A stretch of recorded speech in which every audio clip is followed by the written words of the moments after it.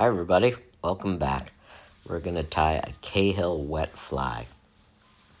Just going to use a standard wet fly hook in size 14 here. The color motif is going to be tan or ginger, so tan or ginger thread. Tail and wing are lemon wood duck. Body dubbing is fox underfur, and that's going to be also in that tan or ginger color. And then the hackle I'm going to use is ginger. So here's a wood duck feather, and it's kind of curved at the top, which is not ideal for a Catskill dry fly. It also happens to be a small one.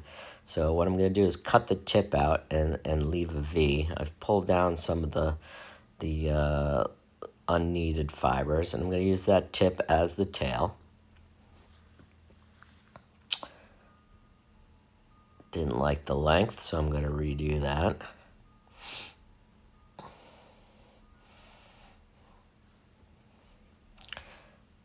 Dan Cahill was the originator of this pattern. Very quickly, this pattern got adopted by many commercial tires, and the color of it lightened up. Here's the fox mask, and I'm going to take the underfur. You can see the dubbing is sort of tan or ginger colored.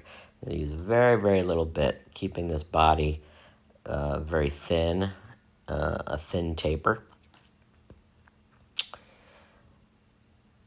Even quickly, guys like Theodore Gordon, Ray Bergman really lightened it up, the body becoming cream. I've seen white hackle or cream hackle as well. Typically, I see the fly tied more Bergman style, where it's a beard with the hackle and then the wing after. I've always tied it with the hackle after the wing. I guess that could be considered Clyde style, although a lot of the wet flies from the early portion of the U.S. history do have that style to them. So I'm not sure where I got that and or why, but it works. So here the wood duck as a V, and I'm just going to do a couple loose turns to put it on there, and then I'm going to massage it so it's flat over the fly, and then with a little tension on my bobbin and grabbing the stem, I'm going to pull the wood duck through to length, and by pulling it through those two loose wraps, it'll also go up and gather as a wing pretty nicely.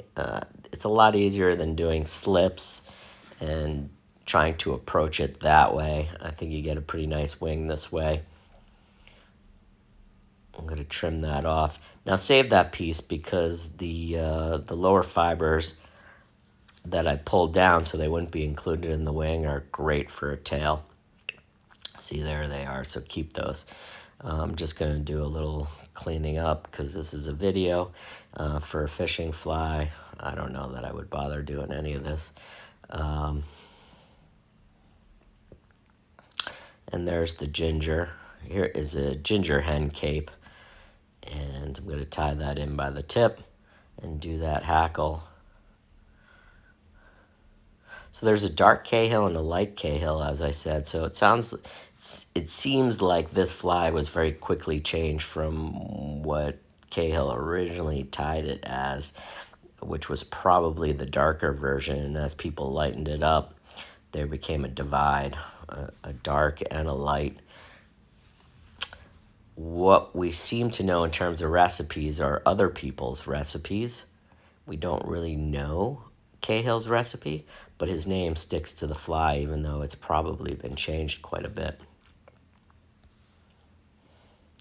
Both the dry and the wet version. The wet fly is just a really, really successful fly for me. The takes are ferocious. The mayfly species that this must imitate is got to be super tasty because, as I said, the trout hammer this fly, and that makes it a lot of fun. Here's the finished fly. Give it a little bit of a 360. Now, wood duck is not cheap and not always you know, even if you spend a lot of money, you don't always necessarily get the greatest of feathers, which of course can be used more for this type of fly than a dry. But mallard flank dyed wood duck, which is this fly, works great, much cheaper, looks good. Take care. Thanks. Bye.